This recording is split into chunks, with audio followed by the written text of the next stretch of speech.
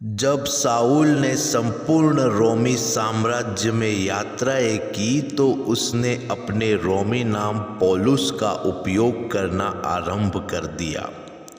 एक दिन पौलुस और उसका मित्र सिलास फिलिप्पी नगर में यीशु के बारे में शुभ संदेश सुनाने के लिए गए। पौलुस और सिलास लोगों को अक्सर उस स्थान पर मिलते थे जहां यहूदी लोग प्रार्थना किया करते थे। प्रतिदिन जब वो वहां जाते थे तो एक दासी लड़की जो दुष्ट आत्मा द्वारा नियंत्रित थी उनका पीछा करती थी। उस दुष्ट आत्मा के माध्यम से वो लोगों को भविष्य बताया करती थी, इसलिए वो भविष्य बताने वाली के रूप में अपने स्वामियों के लिए बहुत धन कमाया करती थी। उनके जाते समय वो दासी लड़की चिल्लाया करती थी, ये पुरुष परम प्रधान परमेश्वर के सेवक है, ये तुमको उद्धार पाने का मार्ग बता रहे हैं। वो प्रतिदिन ऐसा किया करती थी जिससे पौलुस नाराज हो गया। अंत में एक दिन जब उस दासी लड़की ने चिल्लाना आरंभ किया तो पौलुस ने उसकी ओर मुड़कर उसके अंदर की दुष्ट आत्मा से कहा, यीशु के नाम में इसमें से निकल जा। उसी समय उस दुष्ट आत्मा ने उसे छोड़ दिया। उस दासी लड़की के स्वामी बहुत क्रोधित हो गए।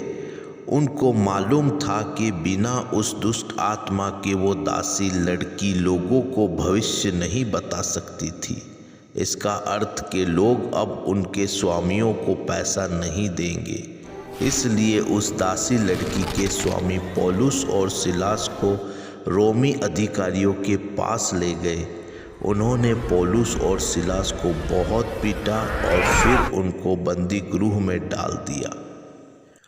उन्होंने पौलुस और सिलास को बंदी गृह के ऐसे हिस्से में रखा जहां पर सबसे अधिक सिपाही थे। यहाँ तक कि उन्होंने उनके पैरों को लकड़ी के बड़े टुकड़ों में जोड़ दिया। परंतु पौलुस और सिलास आधी रात के समय परमेश्वर की स्तुति के गीत गा रहे थे।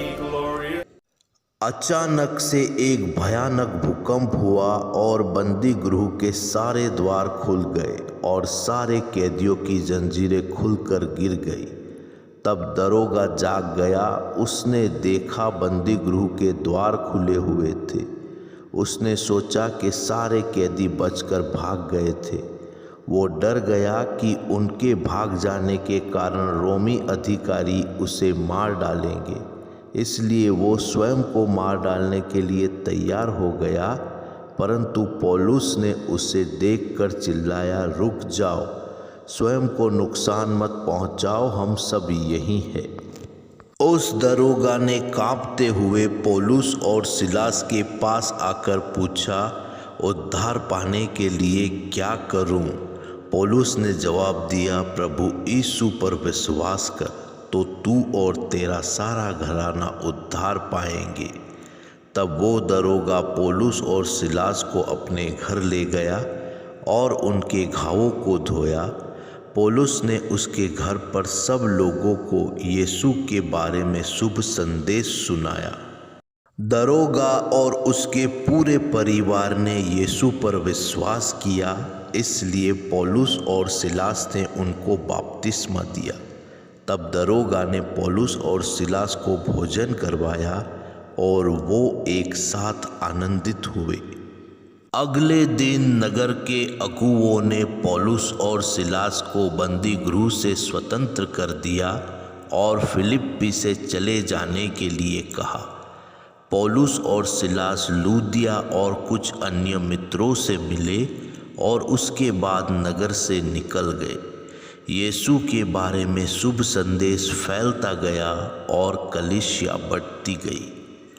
पौलुस और अन्य मसीही अगुओं ने बहुत से नगरों की यात्रा की। उन्होंने लोगों को यीशु के बारे में शुभ संदेश सुनाया। उन्होंने कलीसियों के विश्वासियों को उत्साहित करने और शिक्षा देने के लिए कई पत्र भी लिखे। इनमें से कुछ पत्र बाइबल की पुस्तक बन गए। दोस्तों, आप लोगों को ये जानकारी कैसी लगी हमें कमेंट करके ज़रूर बताइए और ऐसे ही इन्फॉर्मेटिव वीडियोस देखने के लिए हमारे चैनल को सब्सक्राइब कीजिए। Thanks for watching.